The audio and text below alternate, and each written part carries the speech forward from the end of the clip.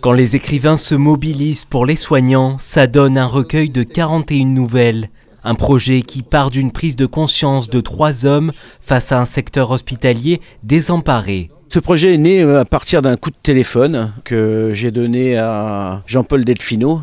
Je lui ai expliqué mon hospitalisation dans le service du professeur Raoult avec les gens que j'ai croisés, surtout les blouses blanches, et que ça m'avait complètement traumatisé, ému.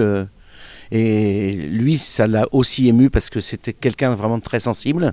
Il a appelé Patrick Coulon, ici même, et on a décidé en fait, à 3 de monter ce recueil et de chercher chacun à les glaner dans nos copains auteurs pour qu'ils puissent nous écrire une nouvelle pour hier, on dit.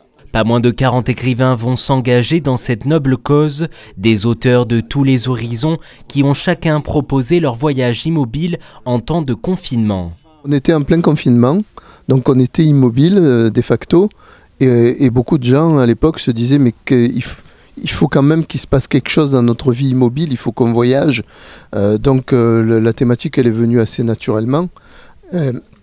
Et les auteurs ont joué le jeu de cette thématique, mais chacun à sa manière, soit en voyageant vraiment, en nous faisant voyager de par le vaste monde, soit par des voyages intérieurs, de l'introspection, et voir une réflexion sur qu'est-ce qui était en train de se passer avec ce confinement.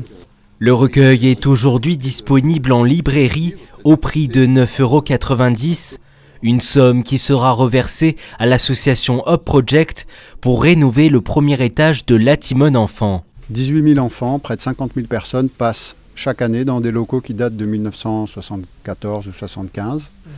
Et une célèbre designer marseillaise qui s'appelle Margot Keller et un architecte qui s'appelle Bertrand Guillon ont redessiné entièrement ces locaux qui sont à peu près 600 mètres carrés pour en faire des locaux accueillants pour les gens qui viennent et qui repartent après, et accueillants aussi pour ceux qui y passent toute la journée, pour ceux qui travaillent. Et puis au début, c'était un peu flou, et puis là c'est devenu très concret. On est bien accompagné par l'assistance publique des hôpitaux de Marseille, et on devrait commencer les travaux en janvier 2021.